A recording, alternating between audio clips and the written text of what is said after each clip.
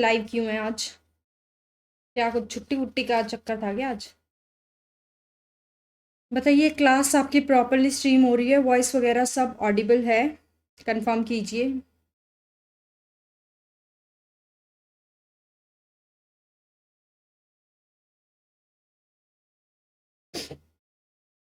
Daily 5 बजे तो होती है, इतने कम बच्चे क्यों आए हैं आज क्लास में? क्या कुछ दिक्कत है क्या? ग्रुप में भी मैसेज डाल दिया, 17 बच्चे तो ग्रुप में ऑनलाइन है।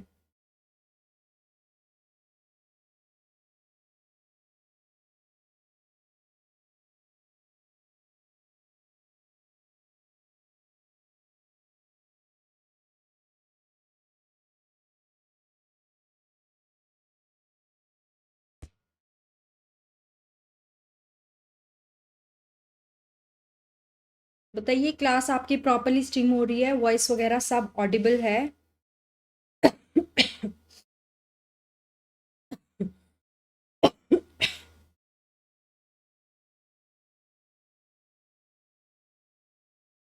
मैम, प्रीवियस ईयर क्वेश्चंस हो रहे हैं। आई एम सो हैप्पी कि बायो हो रही है अब मुझसे। All thanks to you. Thank you very much. Welcome Priya Panchal. बताइए, वॉइस वगैरह सब ऑडिबल है?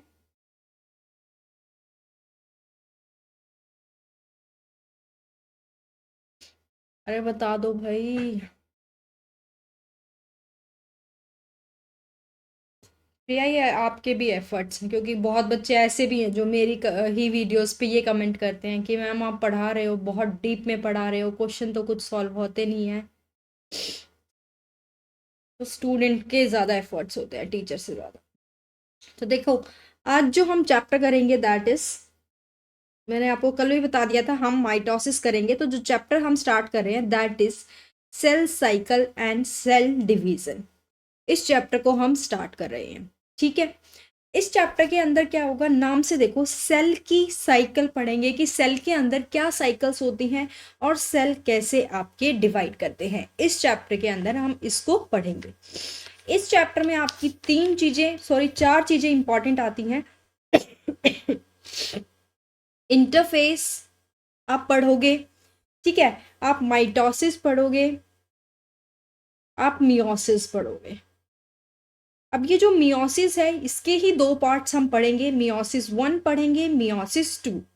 और इंटरफेस के अंदर आप पढ़ोगे G naught phase, G1 phase, S phase, G2 phase. G naught वैसे अलग होता है, बट ये भी हम पढ़ेंगे। तो ये हम इस चैप्टर के अंदर ये सारी चीजें पढ़ने वाले हैं। तो कुछ भी देख लो, ऐसा नहीं लगेगा आपको, गुड इवनिंग मनीषा, कि ये चीजें स्किप हो गई। तो ये पॉइंट्स हम पढ़ने वाले हैं, 1 2 3 4, ठीक है। पहला हम आज जो स्टार्ट करेंगे, मैं आपको बताऊंगी कि सेल साइकिल क्या होती है और सेल कैसे डिवाइड होते हैं, मतलब एक जनरल ओवरव्यू बनाऊंगी। और ये चारों चीज थोड़ी थोड़ी ब्रीफ में आपको बताऊंगी, और फिर हम स्टार्ट करेंगे इंटरफेस और हमारे एम फेस। इसको देखो, कुछ बच्चे कंफ्यूज होते हैं एम फेस क्या होता है, तो माइटोसिस को ही एम फेस बोला जाता है, ठीक है। तो ये सारा आज हम करेंगे। एक बार जनरल ओवरव्यू बताऊंगी, उसके बाद हम सेल साइकिल होती क्या है ये सब डिस्कस करने के बाद इंटरफेस बताऊंगी। तो देखो, आपकी पहली चीज हम देखेंगे कि सेल साइकिल होती क्या है। सेल साइकिल क्या होगी आपका, हमें पता है जो सेल होता है स्टार्टिंग में इमेच्योर होता है। ये सेल के अंदर ग्रोथ होती है धीरे धीरे, और उसके बाद इस सेल को अपना काम मिलता है, ठीक है। क्योंकि स्टार्टिंग में तो सेल इमेच्योर होता है, तो इसकी क्या होती है, ग्रोथ होती है, ठीक है। इसकी क्या होती है, ग्रोथ होती है। अब इसकी ग्रोथ होने के बाद इसमें रिप्रोडक्शन होता है, और ये सब होने के बाद आगे आपका सेल क्या करता है, डिवाइड होता है। अब इस सेल को डिवाइड होने की क्या नीड पड़ी कि भाई सेल को डिवाइड होना पड़ता है। Wait a second, wait a second, connection टूट गया।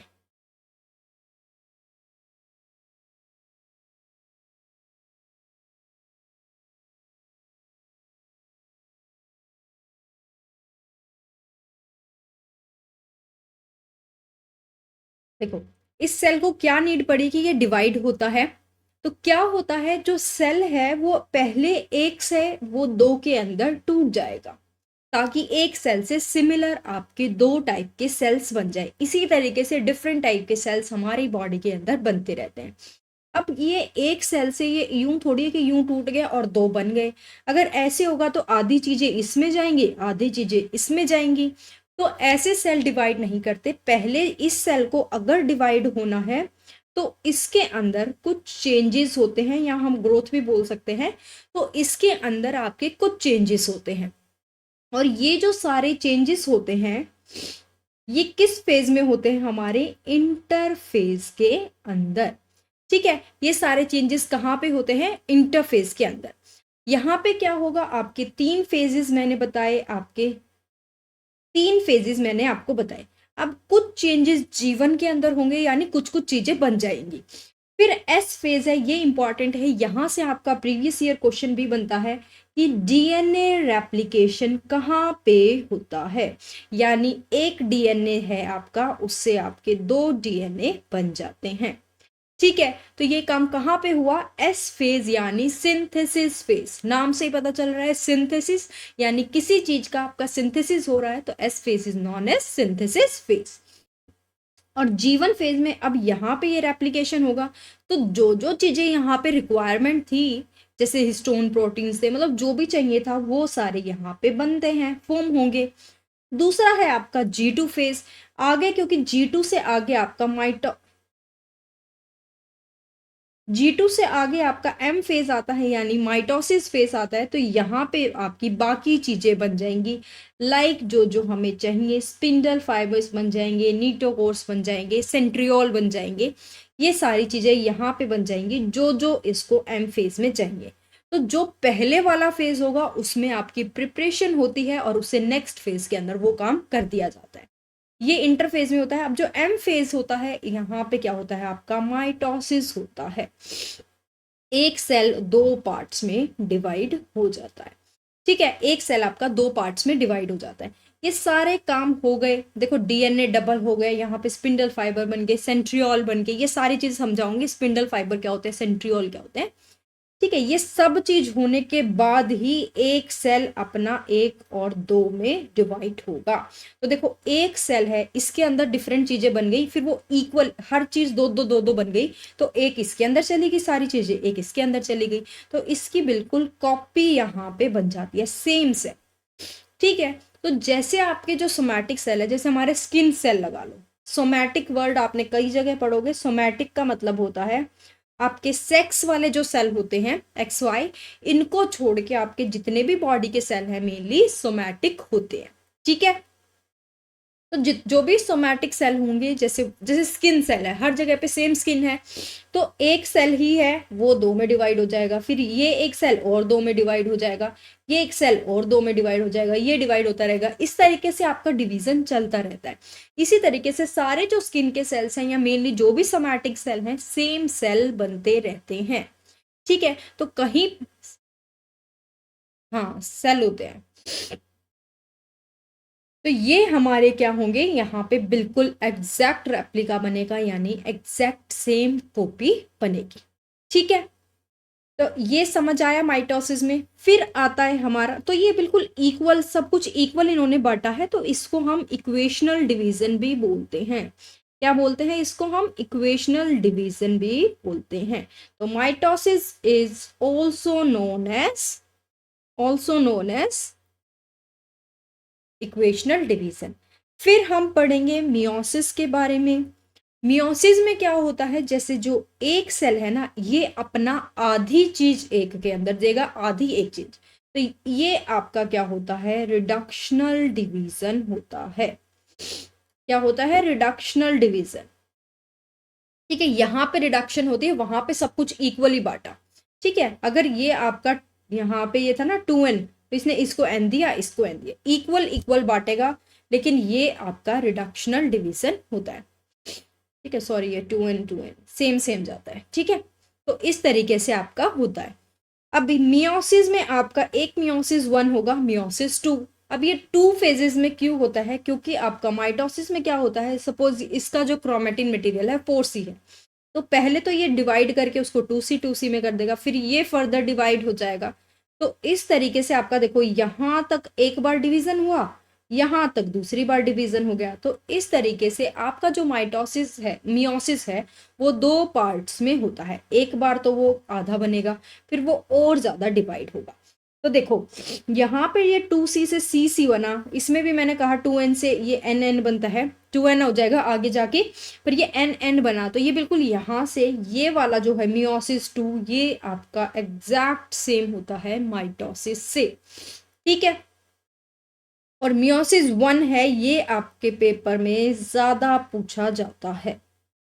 क्यों? क्योंकि इसमें जो प्रोफेज के अंदर 5 स्टेजेस होंगे, वहां से ज़्यादातर क्वेश्चंस आपके बनते हैं, ठीक है। अगर किसी ने इसके प्रीवियस ईयर कोई क्वेश्चन देखा है तो एक बार मेरे को हिंट दे दो, इसका प्रीवियस ईयर क्वेश्चन कोई आपने देखा है तो।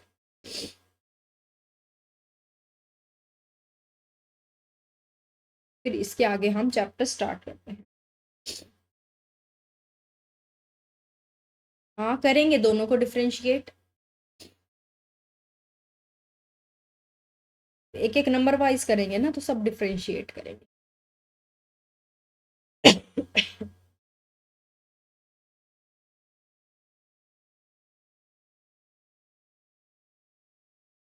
क्या इसका किसी ने कोई प्रीवियस ईयर क्वेश्चन किया है?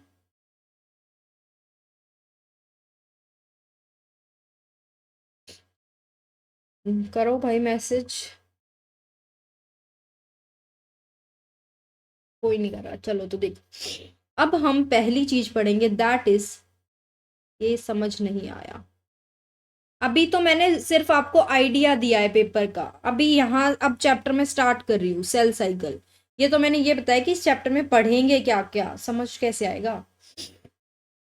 ये तो आइडिया था आपका, इस चैप्टर में जो हम पढ़ेंगे वो चीज बताई है मैं, ठीक है प्रीति।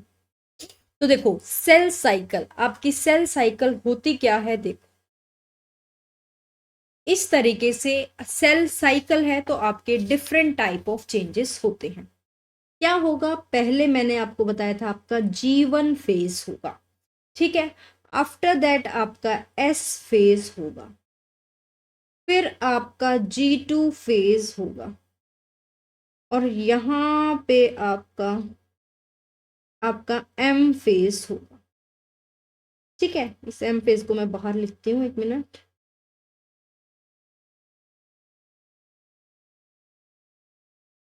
ये आपका यहाँ पे M फेज होगा, ठीक है। और ये जो छोटा सा फेज बना है, दिस इज G0। इस तरीके से आपके सेल साइकिल के अंदर डिफरेंट डिफरेंट फेजेस होते हैं। जो भी सेल होगा इन सारे चेंजेस से जाएगा। और यहाँ पे ये G1 से लेके G2 तक का जितना आपका सर्कल है, this is known as interphase. तो सेल 90% ऑफ द टाइम इसी फेज में रहता है, बाकी डिवाइड करने में तो वो तब भी कर जाता है, ठीक है। ज़्यादा टाइम उसको किस में लगता है, प्रिपरेशन में लगता है। आपको पढ़ने में ज़्यादा टाइम लगता है, उसके बाद तो अगर आपको प्रॉपरली क्लियर हो गया तो क्वेश्चन तो आप चुटकी में सॉल्व कर दोगे। देखो पेपर में आपको जब ज़्यादा टाइम कब लगता है, जब आपने क्वेश्चन प्रैक्टिस कम करी हो, रिविजन कम किया हो। अगर आप पहले बहुत अच्छी प्रिपरेशन करके जाओ तो पेपर आपका टाइम से पहले भी पूरा हो जाता है। सिमिलरली जो इंटरफेज है आपका 90% का टाइम क्या होता है, इंटरफेज ही चलता है। इंटर मतलब यूं लगा लो, इंटरफेज प्रिपरेशन फेज, यहाँ पे आपकी प्रिपरेशन ही होती रहती है। और जैसे ही प्रिपरेशन यहाँ G2 फेज तक कंप्लीट हो गई, आपका क्या होता है, M फेज आ जाता है, यानी डिवीजन फेज आ जाता है। अब देखो आपका M फेज है, इसके अंदर आपके 4 इवेंट्स होती हैं। पहली इवेंट होती है आपकी प्रोफेज, ठीक है। पहली इवेंट आपकी क्या होती है, प्रोफेज। नेक्स्ट इज, ये यहाँ कोने में ही जुड़ेगी, मेटाफेज, ठीक है। सेकंड फेज है आपकी मेटाफेज। मेटाफेज से आपके दो क्वेश्चंस बनते हैं, mitosis. Next phase is anaphase, next phase is telophase. अब ये सारा डिवीजन होने के बाद साइटोप्लाज्म का डिवीजन होता है, यानी ये तो सारा न्यूक्लियस का डिवीजन हो रहा था, कैरियोकाइनेसिस है। और अब आपका साइटोप्लाज्म का डिवीजन होगा, दैट इज नोन एज, ये वैसे ज्यादा जगह बच गई है, थोड़ी जगह बचनी थी, साइटोकाइनेसिस। ठीक है, और ये यहाँ पे इन 4 फेजेस में आपका न्यूक्लियस का डिवीजन हुआ है, इसको हम कैरियोकाइनेसिस काइनेसिस बोलते हैं। कैरियो वर्ड आपका किसके लिए यूज होता है, जहां भी होगा न्यूक्लियस के लिए यूज होगा। और ये जो साइटो वर्ड है, ये हमेशा आपका किसके लिए यूज होगा, साइटोप्लाज्म के लिए।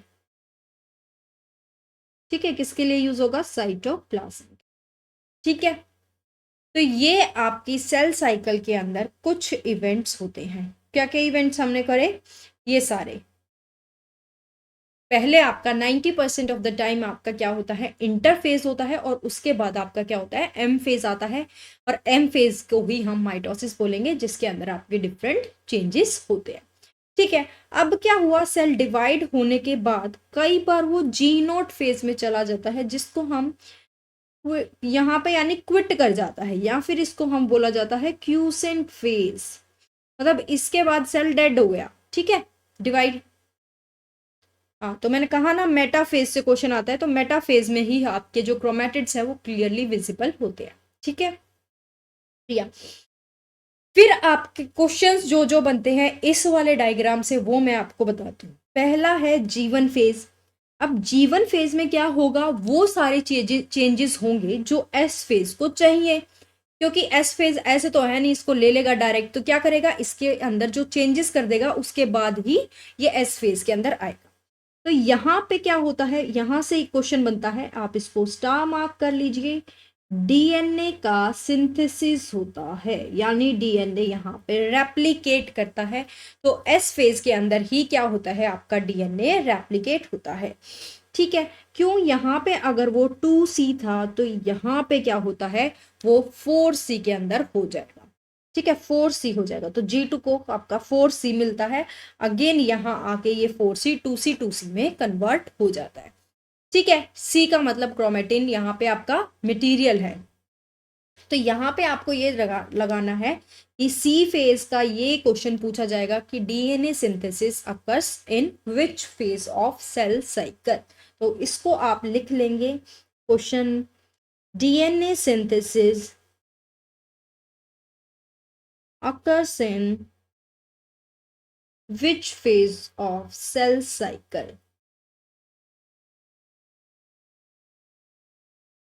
तो the answer is S phase, क्योंकि S फेज का नाम ही डीएनए वो सिंथेसिस है, तो यहीं पे आपका क्या होता है, डीएनए का सिंथेसिस होता है।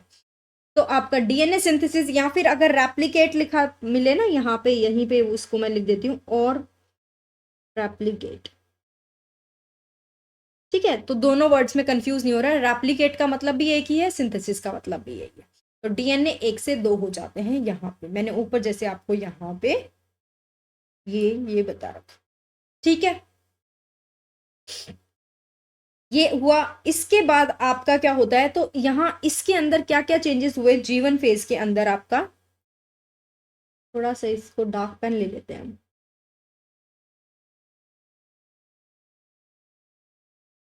अब ज्यादा अच्छा विजिबल है ना। जीवन फेज, जीवन फेज के अंदर क्या क्या हुआ, सेल ग्रो करता है, बट यहाँ पे रेप्लिकेशन नहीं होता। ग्रो क्या क्या करो, ग्रो करेगा जो जो इसको चाहिए रेप्लिकेशन है। मेनली क्या चाहिए होता है, हिस्टोन प्रोटीन्स चाहिए होते हैं। अब ये सब आपको याद नहीं करना है, क्योंकि टीजीटी में नहीं पूछते, बस ये पता होना चाहिए कि सेल यहाँ पे ग्रोथ करता है, रेप्लिकेशन यहाँ पे नहीं होता। Microtubules from opposite pole of spindle get attached to notochore of sister chromatid during. Microtubules from opposite pole of spindle get attached to sister chromatids. Attach किस में होते हैं, ऑप्शंस क्या क्या है प्रिया। एनाफेज आएगा आई थिंक, एनाफेज में तो खैर ये डिवाइड होते हैं, तो मेटाफेज आना चाहिए, या फिर अर्ली एनाफेज होना चाहिए, या फिर लेट मेटाफेज। तो इसके अंदर आपका क्या होता है, सेल ग्रो करते हैं और फिर उसकी प्रिपरेशन हो रही है, और आपका यहाँ पे डीएनए रेप्लिकेशन नहीं होगा। ठीक है, यानी अगर देखो एक चीज यहाँ पे इंपॉर्टेंट लिखवाती हूँ, ये समझने की चीज है, क्वेश्चन बन भी सकता है नहीं भी बन सकता इससे। हाँ, मेटाफेज 2। ठीक है, मेटाफेज 2 इज राइट। या फिर अगर लेट मेटाफेज लिखा है तो वो भी ठीक होगा। तो देखो डीएनए रिपेयर क्या होगा, क्योंकि मैंने बताया कि जो आपका एस फेज है यहाँ पे क्या होता है, डीएनए रेप्लिकेट करता है। क्योंकि अगर आपका डीएनए जी1 से एस फेज में चला गया तो वो आपका 1 से 2 जरूर बनेगा और फिर वो हमारे सेल्स के अंदर चला जाएगा।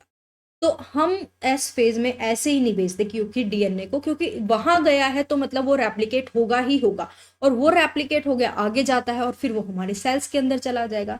तो इसीलिए जो जीवन फेज है ना, वहां पे डीएनए रिपेयर होती है। यहाँ पे एक चेक पॉइंट होता है जो चेक करेगा भाई कि जो मैं डीएनए आगे भेज रहा हूँ ये ठीक है या नहीं।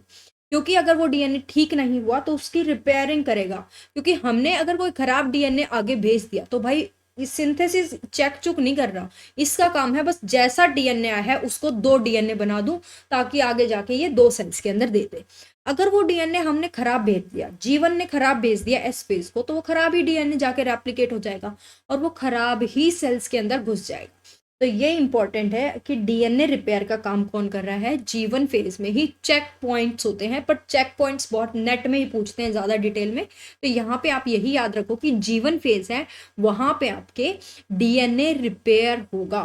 क्यों? क्योंकि वो एस फेज में चला गया तो भाई हमारे अंदर जो डिजीज हो जाएंगी, कोई ना कोई बीमारी ही हो जाएगी। क्योंकि अगर डीएनए ही खराब हो गया तो आपके सेल प्रॉपरली फंक्शन ही नहीं करेंगे।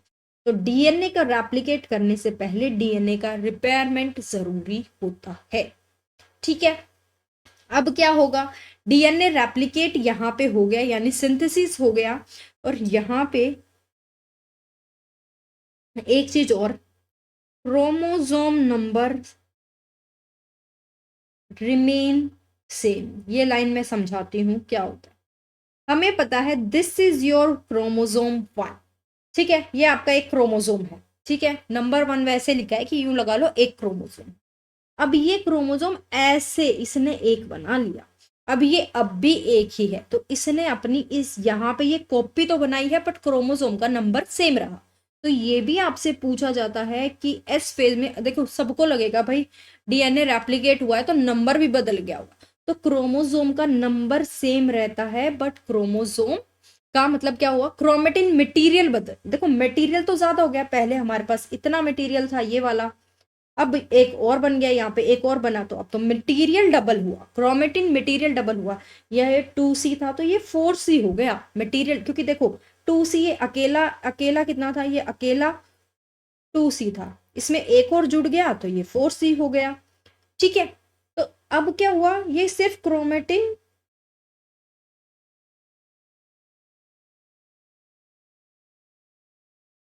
सिर्फ क्रोमेटिन मटेरियल डबल हुआ है, आपका 2C से 4C हुआ है, लेकिन क्रोमोसोम नंबर पहले भी एक था तो एक ही रहा है। ठीक है, अगर 2 भेजे हैं तो 2 होंगे, 3 भेजे हैं 3 होंगे, पर क्रोमोसोम का नंबर सेम रहेगा। इसमें बहुत बच्चे कंफ्यूज होते हैं, इसीलिए मैं इसको आपको थोड़ा सा स्ट्रेस देके समझा रही हूँ। और ऐसे ही एग्जाम में पूछता है, जहां पे बच्चा कंफ्यूज होगा ना एग्जामिनर वही पूछता है भाई उसको, क्योंकि अच्छा बच्चा ही सेलेक्ट करना है। ठीक है, तो ये आप ध्यान रखोगे कि डीएनए रेप्लिकेट जरूर होता है बट क्रोमेटिन मटेरियल डबल होता है, chromosome number as it is रहते हैं। अब क्या हुआ, आपका वो G2 के अंदर चला गया। अब G2 के अंदर क्या होगा, आपके कुछ प्रोटीन्स बनेंगे, प्रोटीन सिंथेसाइज होंगे, सेल ग्रोथ होगी। प्रोटीन कैसे, जैसे आपके हिस्टोन प्रोटीन्स यहाँ पे बन जाएंगे, और आपका जैसे सेल ग्रो और ज्यादा ग्रोथ कर जाएगा। ठीक है, यहाँ पे कंटिन्यू रहेगा। क्यों? क्योंकि आगे जाके सेल को डिवाइड करना है। तो ये तीनों फेज आपके क्या होते हैं, इंटर, मैम रिपीट करिए, ओके प्रीति, आपके ये तीनों चीजें किस में होती हैं, इंटरफेज के अंदर होती हैं। और इंटरफेज में मैंने 3 फेज बताए, कौन कौन से बताए आपको, G1 phase, this G2 phase, oh sorry S phase, NM वालों, अच्छा नॉन मेडिकल वाले के लिए न्यू है, हाँ एग्जैक्टली न्यू है। अब पहले मैं चेक कर लूँ ये आपके सिलेबस में है या नहीं, मेरे साथ चीटिंग हो जाती है।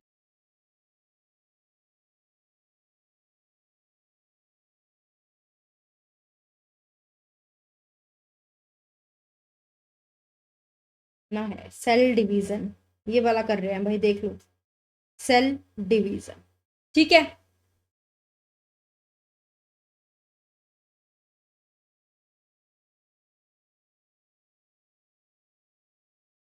तो देखो पहले हम सेल डिवीजन के अंदर मैंने आपको दो चीजें बताई हैं कि आपका क्या होता है, पहले इंटरफेज होता है, पहले इंटरफेज होते हैं और उसके बाद आपका दूसरा फेज आता है एम फेज। तो इंटरफेज में पहला आपका क्या होता है, G1 फेज होता है, जिसके अंदर आपका सेल ग्रोथ स्टार्ट होती है।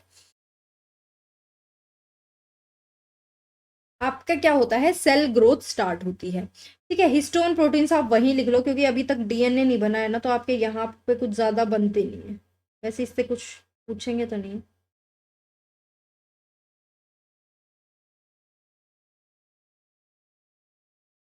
ठीक है, यहाँ पे सेल ग्रो कर रहा है, ये तो सब में करता रहता है, सेल तो ग्रो करता ही रहता है जब तक वो डिवाइड नहीं होता। ठीक है, तो ये ऐसा सेल ग्रोथ से आपका कोई क्वेश्चन नहीं बनाएंगे क्योंकि इसका कुछ स्पेसिफिक नहीं है ना।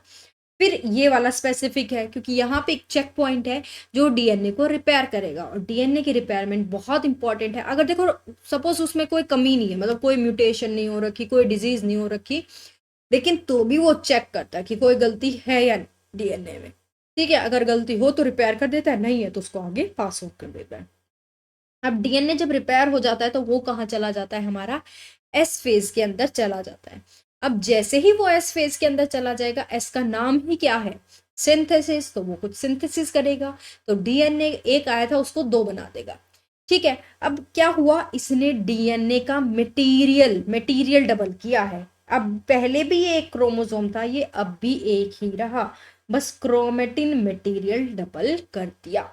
ये क्वेश्चन पूछा जाता है, ये दोनों ही एस फेज के दोनों ही क्वेश्चन आपसे पूछे जाते हैं एग्जाम में। एच टेट में पूछ लेंगे, केवीएस में पूछ लेंगे, आप जहां भी टीजीटी का पेपर दोगे, पीजीटी, इनफैक्ट ये तो पीजीटी वालों से भी पूछ लेते हैं। अगर आप किसी पीजीटी के बच्चों से पूछोगे ना, तो वो भी इसमें कंफ्यूज हो जाएंगे इस वाली लाइन में। तो ये आपको ध्यान रखनी है एग्जाम पॉइंट ऑफ व्यू से, वेरी वेरी वेरी इंपॉर्टेंट। और कल को अगर आप प्राइवेट टीचिंग भी करते हो, कैसी भी टीचिंग करते हो, तो आपको ये बात पता होनी चाहिए। तो क्रोमोसोम नंबर आपके एज इट इज रहेंगे, सिर्फ क्रोमेटिन मटेरियल डबल होता है।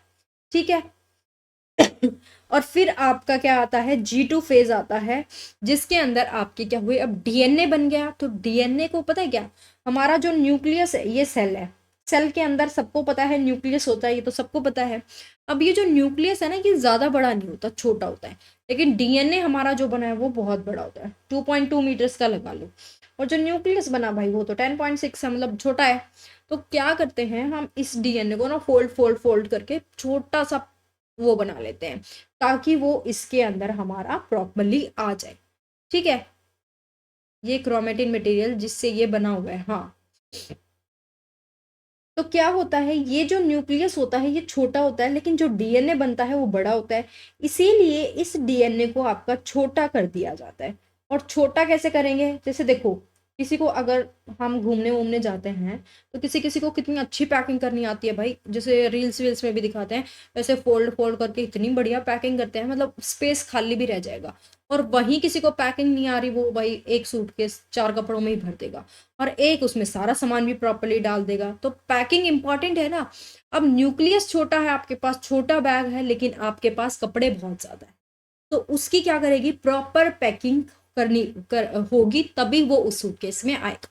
तो इसके लिए हमें क्या चाहिए, प्रॉपर फोल्डिंग चाहिए।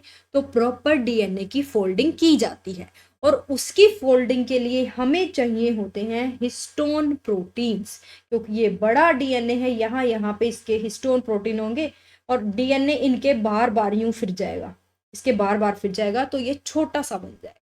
ठीक है, तो हिस्टोन प्रोटीन डीएनए की पैकेजिंग में हेल्प करते हैं, क्या करते हैं, डीएनए की पैकेजिंग में हेल्प करते हैं, और इस डीएनए को पैक कर देंगे, और सेल आपका ग्रो करता रहेगा। फिर आ जाएगा हमारा, क्या आ जाएगा, एम फेज। तो सेल साइकिल के अंदर आपने दो फेजेस पढ़ लिए ना, ये मैंने यहाँ पे बता दिया कौन कौन से दो फेजेस पढ़े।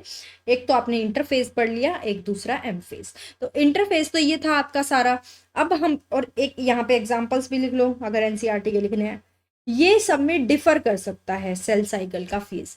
ठीक है, अब जैसे यीस्ट है उसके अंदर तो 90 मिनट के अंदर ये सेल डिवीजन हो जाता है। ठीक है, और हमारे अंदर 24 घंटे लगते हैं।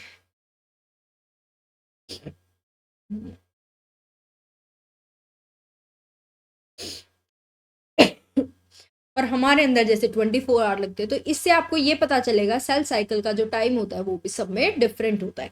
यहाँ तक किसी को कोई डाउट है तो एक बार बताओ, मैं पानी पी के आती हूँ, ठीक है।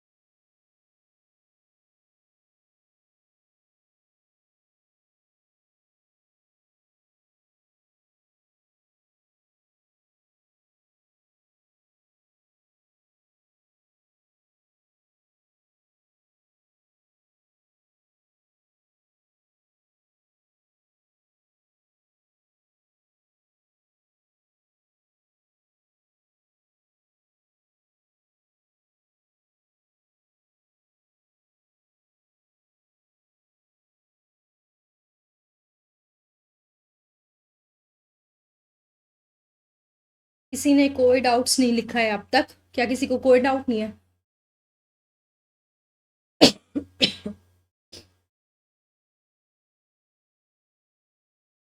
देखो, ये हो गया आपका इंटरफेस। अब आपका आता है एम फेज, दूसरे कलर से लिखेंगे हम। अब आता है आपका एम फेज। एम फेज के अंदर भी अब आपके दो चीजें होती हैं। पहले तो न्यूक्लियस डिवाइड करता है आपका, ठीक है, न्यूक्लियस डिवीजन होता है, यानी कैरियोकाइनेसिस होता है। और फिर हमारा इसके अंदर साइटोकाइनेसिस होता है, ठीक है। और कैरियोकाइनेसिस में ही मैंने आपको चार चीजें बताई। पहला आपको बताया है प्रोफेज, नेक्स्ट मैंने आपको बताया है मेटाफेज, जो आपका क्वेश्चन बना हुआ है वो मेटाफेज से ही बना हुआ है। फिर आपका है एनाफेज, और इसके बाद आपका है टीलोफेज। ये आपका एम फेज के अंदर हम पढ़ेंगे, ठीक है। एक बार प्लीज कंफर्म करो क्लास प्रॉपर्ली स्ट्रीम हो रही है क्या? काफी देर से कोई मैसेज नहीं आ रहे।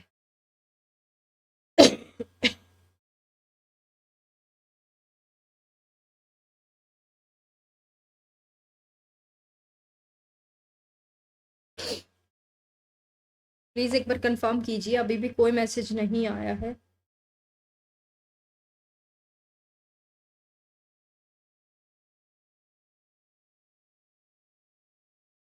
क्या मेरी वॉइस ऑडिबल नहीं है क्या? कोई मैसेज क्यों नहीं आ रहा?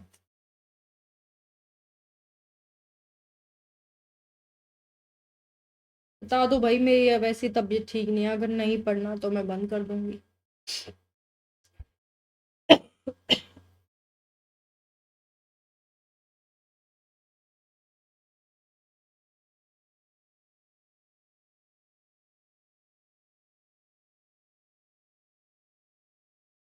ऑडिबल है मैम, ओके प्रिया।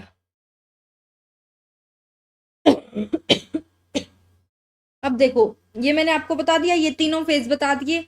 जी नोट फेज बता दिया कि कई बार क्या आता है, सेल एग्जिट कर जाएगा आपका सेल डिवीजन, तो वो जी नोट फेज से चला जाएगा। लेकिन कुछ ऐसे भी सेल हैं जो आपके क्या करते हैं, एग्जिट नहीं करते हैं, जैसे आपकी हार्ट के सेल्स है, क्योंकि हार्ट अगर एग्जिट कर गया बाई हार्ट के सेल तो आपको तो मर ही जाओगे, तो हार्ट के सेल्स आपके नहीं करते, ठीक है। फिर अब इंपॉर्टेंट आपका आ जाता है, दैट इज एम फेज। तो समझ आ रहा है ये इतना सबको? आज तो बच्चे बहुत कम है।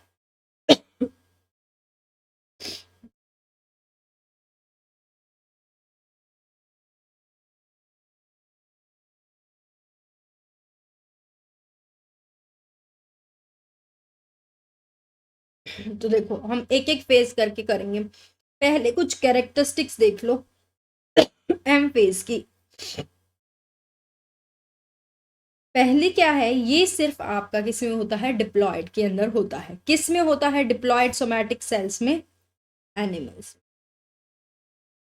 एनिमल्स के अंदर ये सिर्फ डिप्लॉयड सोमैटिक सेल्स के अंदर होगा। डिप्लॉयड वो सेल्स होते हैं जो 2n होंगे, ठीक है।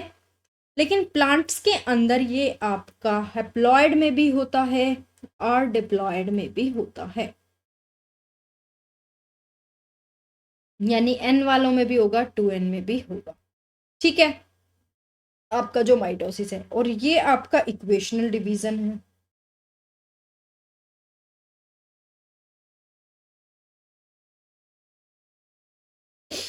अब हम पढ़ेंगे एक एक करके सेट सेल्स हैप्लॉयड होती है। हाँ, जैसे देखो ये आपका एग है यानी ओवम है, तो ये एन होता है, ठीक है। और जो स्पर्म है ये भी एन होता है, और ये दोनों मिला के आपका जायगोट बनाते हैं।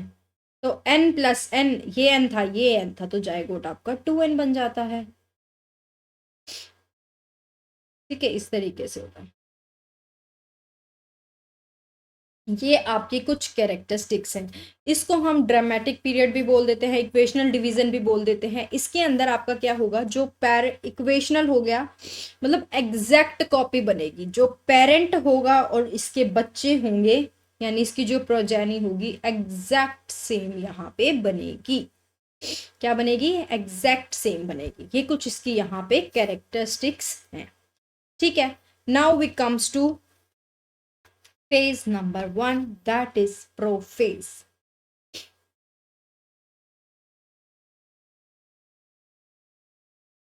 Now we comes to first phase, that is prophase. इसके अंदर क्या होता है, स्टार्टिंग में तो आपका सेल प्रॉपरली प्रेजेंट है। देखो this is your cell, this is your nucleus. पहले हम न्यूक्लियर मेम्ब्रेन बनाएंगे अच्छे से।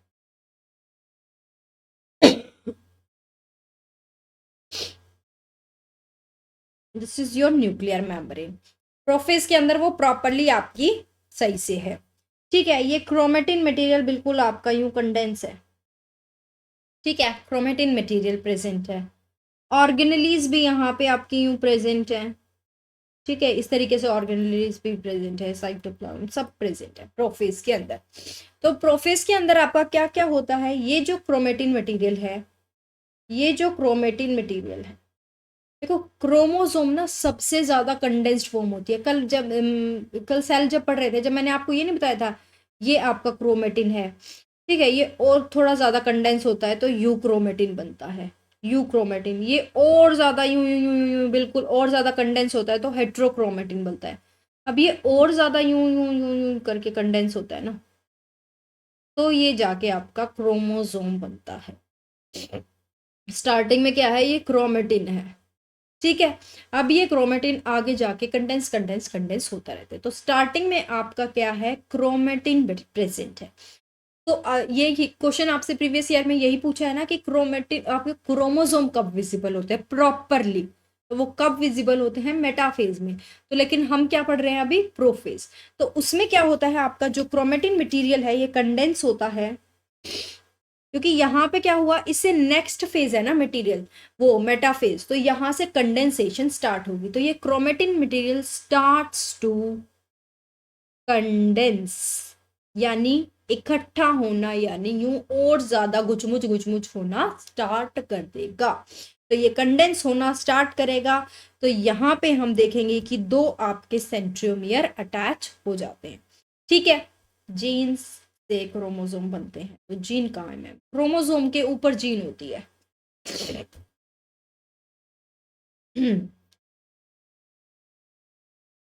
अभी हम क्रोमोसोम इसलिए पढ़ रहे हैं क्योंकि ये आपका सारी क्या करता है, इंफॉर्मेशन कैरी करता है। ये हमें डिवाइड करना है, तभी आपका क्या होता है, प्रॉपर डिवीजन होता है, ठीक है। अब क्या हुआ, हमें पता है कि सेंट्रोमियर जो यहाँ पे ये डुप्लीकेट कैसे करते हैं, जैसे ये से मैं आपको एक चीज समझाती हूँ। देखो ये आपका क्रोमोसोम इस तरीके से आपने देखा है, तो ये बीच में जो मैं ये गोला सा बना देती हूँ, इसको क्या कहते हैं हम, सेंट्रोमियर कहते हैं। यही आपका डिवाइड होता है। ये आपके क्या है, क्रोमेटिड्स हैं। ठीक है, और ये ऐसे दो दो बना दी तो पास पास में होगी तो सिस्टर क्रोमेटिड्स भी बोल देते हैं इनको। ठीक है, तो ये आपको दो चीज ये पता होनी चाहिए, सिस्टर क्योंकि ये वर्ड में बार बार यूज करूँ तो पता होनी चाहिए। तो क्या होता है इसके अंदर आपका क्या होगा, इससे क्वेश्चन बता दो। हाँ क्वेश्चन बताऊंगी ना। पहला तो इससे वैसे प्रोफेज से ज्यादा कुछ क्वेश्चन नहीं बनेंगे, मेटाफेज से आपका क्वेश्चन बनता है। ठीक है, बट मेटाफेज में जाने से पहले क्या क्या चेंजेस होते हैं तो वो आपको पता तो होनी चाहिए। प्रोफेज के क्वेश्चन मतलब 90% आपके मेटाफेज से ही बनते हैं, या फिर जाके आपके मियोसिस से बनेंगे, माइटोसिस से ज्यादा क्वेश्चन नहीं बनते। तो इसमें क्या होगा आपका, देखो क्रोमेटिन ये वाला जो आपका ये ऐसे क्रोमेटिन मटेरियल है ये कंडेंस होगा और आपका क्या बनेगा, एक कॉम्पैक्ट क्रोमोसोम बनाने स्टार्ट कर देगा। अब ये जो कॉम्पैक्ट क्रोमोसोम है ना, ये कैसे बने, ये सेंट्रोमियर अटैच हुआ, एक और सेंट्रोमियर ऐसे अटैच हुआ, तो ये फिर क्या हुआ है, ऐसे धीरे धीरे फिर ये एक बन जाएगा और तभी जाके तो ये एक पूरा क्रोमोसोम बना। तो ये काम कहाँ पे हुआ, प्रोफेज में हुआ। क्योंकि मेटाफेज में तो आप प्रॉपरली क्रोमोसोम्स देख पाते हो, तो पहले क्या पहले कंडेंसेशन कहाँ पे हो रही है, क्रोमोसोम्स क्रोमेटिन की प्रोफेज के अंदर। अब ये जो सेंट्रोमियर मैंने ऐसे बताया, ये जो ऐसे डुप्लीकेट हुए ना, पहले एक था ये दो हो गए, जो ये डुप्लीकेशन हुआ ड्यूरिंग द इंटरफेस, ये अब अपोजिट पोल पे जाने स्टार्ट कर देंगे। एक इधर जाएगा धीरे धीरे, बाद में देखेंगे एक इधर जाएगा एक इधर जाएगा, ये ऐसे जाने स्टार्ट कर देते हैं, फिर एस्टर बन जाएंगे, ये सारे काम आपके होने स्टार्ट करते हैं। तो यहाँ पे क्या होगा, ये जो न्यूक्लियर मेम्ब्रेन है ना, न्यूक्लियर मेम्ब्रेन ये भी आपकी फटनी यानी टूटनी स्टार्ट कर देगी, डिसइंटीग्रेट होनी स्टार्ट हो जाएगी। ये आपके जो मैंने बताया था सेंट्रियोल बनते हैं, क्योंकि ये सेंट्रियोल ही सबसे पहले आपके डिवीजन में हेल्प करते हैं। ये जो मैंने ऐसे बनाया ना, इनको प्रॉक्सिमल सेंट्रियोल बोल देंगे, एक प्रॉक्सिमल हो गया एक डिस्टल हो गया। और ये क्या होते हैं, ये दो बनते हैं आपके ऐसे, तो एक तो ये दो बना दिए मैंने, ये दो बनते हैं। ठीक है, सपोज ये आपका सेल था तो एक तो इधर चला जाएगा इस पोल पे, एक इधर चला जाएगा, और फिर क्या होता है, ये जो मैंने ऐसे सेंट्रियोल बनाए ना, इससे ऐसे ऐसे रेज निकलेंगी, इधर एक इधर गया है मैंने ऐसे बोला है, तो एक इधर से यूं रेज निकलेंगी और इनसे जाके आपके यूं क्रोमोसोम अटैच होते हैं। ठीक है, ऐसे होता है तो ये तो आपके क्या होते हैं, सेंट्रियोल होते हैं। ये वर्ड्स याद रखने हैं। ये जिनसे आपकी ये ऐसे डंडे से जो मैंने बनाए, इनको हम स्पिंडल फाइबर बोलते हैं, जिनसे क्रोमोसोम अटैच होता है। और यहाँ पे मैंने बोला ये स्पिंडल फाइबर से आपका क्रोमोसोम अटैच होगा, तो ये कहाँ पे अटैच होता है, इनके पास भी यहाँ छोटे छोटे स्ट्रक्चर होते हैं जिनको हम बोलते हैं नीटोकोर्स। नीटोकोर्स, ठीक है। तो इनको ये तीन वर्ड आपको ध्यान रखने हैं। सेंट्रियोल है, इससे और एक और वर्ड भी अगर लिखा आ जाए तो एस्टर रेस, पहले यहाँ छोटी छोटी एस्टर रेस निकलती है, उनसे आगे जाके स्पिंडल फाइबर बनते हैं। ठीक है, तो आपके सेंट्रियोल से स्पिंडल फाइबर निकलेंगे। अब स्पिंडल फाइबर्स ये सब बनते हैं कहाँ, मेटाफेज में प्रॉपरली हम इन सब चीजों को देख पाते हैं। स्पिंडल फाइबर से क्रोमोसोम अटैच होते हैं, क्रोमोसोम कहाँ पे, और ये क्रोमोसोम स्पिंडल फाइबर कहाँ जाके अटैच होगा, क्रोमोसोम के ऊपर इस तरीके से एक स्ट्रक्चर प्रेजेंट होता है जिसको नीटोकोर बोलते हैं, इस पे जाके स्पिंडल फाइबर अटैच होता है। अब ये क्या हो रहा है आपके प्रोफेज के अंदर, न्यूक्लियर मेम्ब्रेन डिसइंटीग्रेट हो गई, ये जो सेंट्रियोल्स है ना आपके, ये अपोजिट पोल पे जाना स्टार्ट कर देंगे। Centrioles starts to move at opposite poles. ठीक है, और ये सारी ऑर्गेनेलीज भी गायब होनी स्टार्ट हो जाती हैं, जो भी ऑर्गेनेली होगी। मैंने सिर्फ माइटोकॉन्ड्रिया बताई है, गोल्गी भी होती है, एंडोप्लाज्मिक रेटिकुलम भी होता है। Organelles starts to disappear. ये सारे काम आपके कहाँ पे होते हैं, प्रोफेज के अंदर होते हैं। ये चार जो मैंने काम लिखे, ये सारे कहाँ पे होंगे, आपके प्रोफेज के अंदर। ठीक है, now we comes to metaphase. Now we comes to metaphase, important phase है ये आपका। इसमें क्या होता है, आपकी मेटाफेजिक प्लेट बनेगी। मेटाफेजिक प्लेट कैसे बनती है, ये जो क्रोमेटिन कंडेंस होना स्टार्ट किया था ना, अब ये प्रॉपरली आपका क्या होगा, कंडेंस होना स्टार्ट हो जाएगा, प्रॉपरली कंडेंस हो जाएगा। तो ये देखो आपका यहाँ पे ये इस तरीके के स्ट्रक्चर्स यहाँ पे ये बन जाएंगे।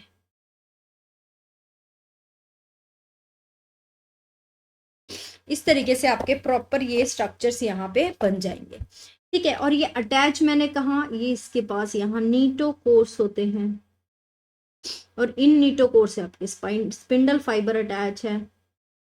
और स्पिंडल फाइबर कहाँ से आए हैं आपके, यहाँ पे इनसे आए हैं।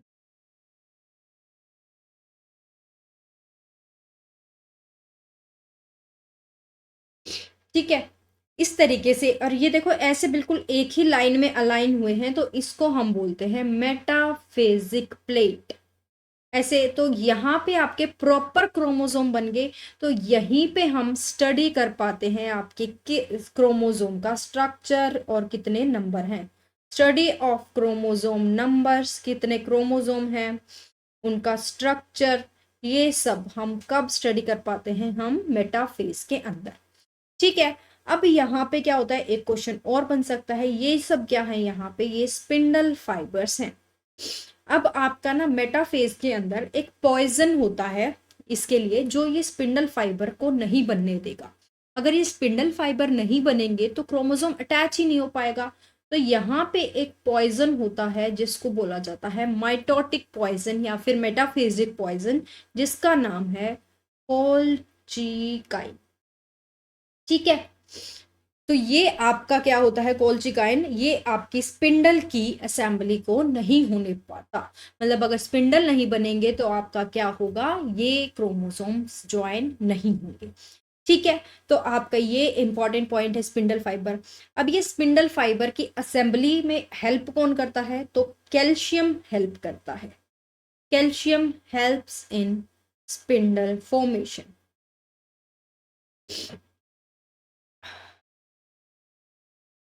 तो कैल्शियम किस में हेल्प कर रहा है, आपका स्पिंडल की फॉर्मेशन के अंदर। तो यहाँ पे मेटाफेज से ये आपके क्वेश्चंस बनते हैं कि जो मेटाफेजिक प्लेट बनती है कहाँ पे बनती है, मतलब ये इक्वल अलाइन कहाँ पे होती है, तो मेटाफेजिक प्लेट पे अलाइन करते हैं। फिर यहाँ पे आपके प्रॉपरली सबसे ज़्यादा कंडेंस्ड फॉर्म यहीं पे होती है, क्योंकि क्रोमोसोम बन गए हैं। तो यहाँ पे हम क्रोमोसोम का स्ट्रक्चर और उनके नंबर पढ़ सकते हैं। अब ये जो स्पिंडल फाइबर बने, इनका पॉइजन कौन होता है, तो कोल्चिकाइन होता है। इनको बनाने का काम, इनको ज्वाइन करने का काम कौन करता है, कैल्शियम का। और यहीं पे हम अपनी क्लास को एंड करेंगे, क्योंकि अब मेरे बिल्कुल बोला नहीं जा रहा। अब जो बच्चे हैं आपके, दो चीज बची हैं, वो कल हम स्टार्ट करेंगे। आप इनको रीड भी करके आना, एनाफेज और टीलोफेज हम कल करेंगे। ठीक है, फिर माइटोसिस कंप्लीट हो जाएगा। तो ये आप पढ़ के भी आना, एनाफेज, टीलोफेज और साइटोकाइनेसिस पढ़ के आना माइटोसिस की। ठीक है, तो ये तीन चीजें आपको पढ़ के आनी है।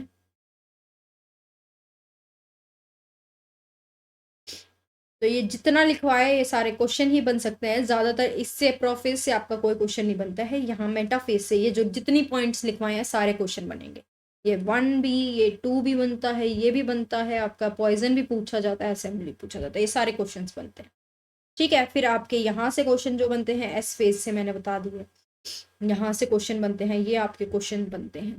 तो ये आपके आज की क्लास में इंपॉर्टेंट था, यहाँ से आपके क्वेश्चन बनते हैं। ठीक है, आप रिवाइज भी कर लो इसको जितना हमने किया है, और होमवर्क भी मैंने आपको बता दिया कि जो आपको करके आना है, एनाफेज और टीलोफेज आपको करके आना।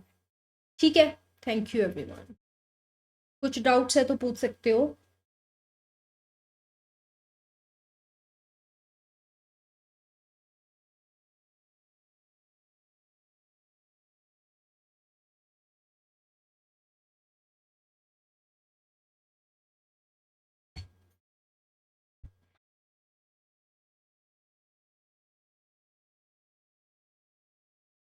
कोई डाउट नहीं है।